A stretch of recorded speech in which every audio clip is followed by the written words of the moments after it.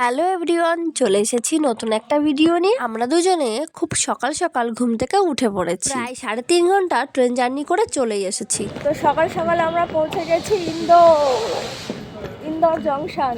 উজ্জয়িনী থেকে ইন্দোর খুব একটা বেশি দূরে নয়, তাই মহাকাল থেকে একদম সোজা চলে গেলাম ওমকারেশ্বর মন্দিরে যাওয়ার জন্য আমরা পুরো রেডি। সকালবেলায় ঘুম থেকে উঠে একদম ফ্রেশ হয়ে চান ঠান করে বেরিয়ে পড়েছি। তো চলো যাওয়া যাক। ওমকারেশ্বর জ্যোতির্লিঙ্গের কাহিনী অনুসারে দেবগণ ও দানবদের যুদ্ধের সময় দেবগণের প্রার্থনায় খুশি হয়ে শিব ওমকারেশ্বর জ্যোতির্লিঙ্গ রূপে আবির্ভূত হন এবং দানবদের পরাজিত করেন। আর আমরা খাচ্ছি। যেহেতু খুব সকালে বেরিয়েছিলাম, খিদে পেয়ে গেছিল, তাই একটু বাসে উঠে খেয়ে নিচ্ছিলাম। দেবগণ ও দানবদের মধ্যে একটি বড় যুদ্ধের পর যখন দানবরা জয়ী হন, তখন দেবগণ শিবের কাছে প্রার্থনা করেন। তাদের প্রার্থনায় সন্তুষ্ট হয়ে শিব ওমকারেশ্বর জ্যোতির্লিঙ্গ রূপে আবির্ভূত হয়ে দানবদের পরাজিত করেন। বিন্ধ্যচর পর্বতমালার রক্ষক সুর বিন্ধ্য নিজের পাপ থেকে মুক্তি পেতে মহাদেবকে প্রসন্ন করার জন্য বালি ও পলির একটি লিঙ্গ তৈরি করেন। তখন ভগবান শিব আশীর্বাদ দিতে জ্যোতির্লিঙ্গ রূপে আবির্ভূত হন। আর দেখো, তোমাদের সাথে কথা বলতে বলতে আমি পৌঁছে গেলাম ওমকারেশ্বর মন্দিরের খুব কাছাকাছি। নারদ মুনি যখন বিন্ধ্যচল পর্বতে যান, তখন বিন্ধ্যচল নিজেকে সব দিক থেকে শ্রেষ্ঠ বলে গর্ব করেন। তার এই গর্ব দেখে নারদ একটি দীর্ঘশ্বাস ফেলেন। তখন বিন্ধ্যচল জানতে চায় তার মধ্যে কি অভাব রয়েছে। তখন নারদ বলেন যে বিন্ধ্যচলের সবই আছে, কিন্তু তার কোনো সীমানা নেই। নর্মদা নদীর তীরে আজকে চান করব আমরা। এই গল্পগুলি ওমকারেশ্বর জ্যোতির্লিঙ্গের মহিমার কথা বর্ণনা করে। এই মন্দিরটি ভারতের 12টি জ্যোতির্লিঙ্গের মধ্যে একটি এবং এটি ভক্তদের কাছে অত্যন্ত পবিত্র বলে বিবেচিত হয়। এই যে নর্মদার তীরে চলে এসেছি, আর নর্মদার জলটা শুধু একবার দেখো, অত্যন্ত ঝকঝকে পরিষ্কার এবং শুদ্ধ। জ্যোতির্লিঙ্গ মন্দিরগুলিকে সেই স্থান বলে মনে করা হয়। এখানে শিব আলোর একটি অগ্নিময় স্তম্ভ হিসাবে আবির্ভূত হয়েছিলেন। মূলত 64টি জ্যোতির্লিঙ্গ ছিল বলে বিশ্বাস করা হতো। তার মধ্যে 12টি সবচেয়ে পবিত্র বলে মনে করা হয়। ইন্দোরের নর্মদা নদী। তো এই যে এসেছি ইন্দোরের নর্মদা নদীতে চান করলাম। আর এই সেই নর্মদা নদী যার গল্প তোমাদের সাথে আগে শেয়ার করেছি। আমি নর্মদা নিয়ে তোমাদের সাথে একটা ছোট্ট গল্প শেয়ার করেছি। তোমরা যে বা যারা এখনো ভিডিওটা দেখোনি, তারা অবশ্যই আমার ইউটিউব চ্যানেলে বা ফেসবুক পেজে গিয়ে ভিডিওটা দেখে এসো। ভিডিওর লিংক এই ভিডিওর নিচে দিয়ে দিলাম। পাথর শিবলিঙ্গ রূপে যদি পুজো করা হয় তাহলে পুজো করা যেতে পারে না পুজো, তাহলে বাবার কাছে আমরা তো নর্মদা থেকে চান করে চলে এসেছি বাবার কাছে। আর এখানে একটু লাইন দিতে হয়েছিল। আমরা যেদিন গিয়েছিলাম সেদিন খুব রোদ ছিল, আর যেহেতু অনেক ভোরবেলা উঠে গিয়েছি, একটু কষ্টও হয়ে গেছে। আগের একটা ভিডিওতে তোমাদের যে বলেছিলাম বাবার কাছে যাওয়া খুব সহজ নয়। মন্দিরের ভিতরে কিন্তু ভিডিও ক্যামেরা করা একদমই অ্যালাউ ছিল না, তাও আমি ছোট ছোট ভিডিও ক্লিপ নিয়েছি শুধুমাত্র তোমাদের জন্য, তোমাদের সাথে শেয়ার করবো বলে। ওমকারেশ্বর মন্দিরের মধ্যে জ্যোতির্লিঙ্গকে গোলাকার কালো পাথর হিসাবে বর্ণনা করা হয়েছে, যা শিবের রূপকে প্রতিনিধিত্ব করে, এবং এর কাছে একটি সাদা পাথর রয়েছে যা শিবের স্ত্রী পার্বতীকে প্রতিনিধিত্ব করে।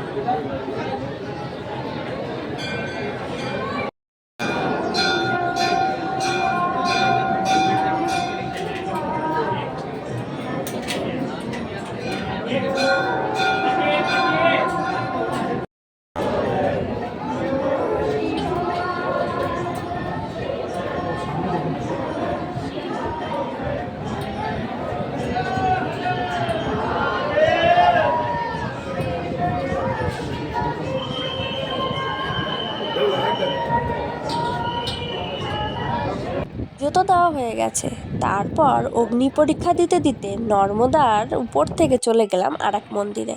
আর ব্রিজের উপর থেকে তোমাদের একটু নর্মদাকে দেখানোর চেষ্টা করছিলাম, কত সুন্দর লাগছিল দেখতে, জাস্ট অসাধারণ। আর তোমাদের এক ঝলক দেখিয়ে দিলাম ওমকারেশ্বর মন্দির। হিন্দু কিংবদন্তি অনুসারে বিন্ধ্যাচল পর্বতমালার মন্ত্রক দেবতা বিন্ধ্য পাপ থেকে মুক্তি পেতে শিবের উপাসনা করেছিলেন। তিনি একটি পবিত্র জ্যামিতির চিত্র এবং বালি ও মাটি দিয়ে তৈরি একটি লিঙ্গ তৈরি করেছিলেন। শিব এই উপাসনায় সন্তুষ্ট হয়েছিলেন এবং বিশ্বাস করা হয় যে তিনি দুটি রূপে আবির্ভূত হয়েছিলেন, যথা ওমকারেশ্বর এবং অমলেশ্বর। মাটির ঢিবিটি ওং আকারের আবির্ভূত হওয়ার পর থেকে দ্বীপটি ওমকারেশ্বর নামে পরিচিত লাভ করে। ফলে তোমাদেরকে বোঝাতে পারলাম এই মন্দিরের ওমকারেশ্বর নাম কেন। এই মন্দিরে পার্বতী এবং গণপতির জন্য একটি মন্দির রয়েছে। ওঙ্কার দর্শন। অদ্বৈত ম্যাট বলেন যে ওঙ্কার দুটি শব্দের সমন্বয়ে গঠিত। ওং ধ্বনি এবং আকার সৃষ্টি উভয়ই এক নয়। দুটি কারণ অদ্বৈতের অর্থ, দুটি নয়। সৃষ্টির ওং বীজ মন্ত্র নিজেই সৃষ্টির স্রষ্টা। কিছু না, রোদ্দুর প্রচুর। আমাদের এখন অগ্নি পরীক্ষা দিতে হবে। ওমকার কেন নাম হয়েছে? কেন বলো।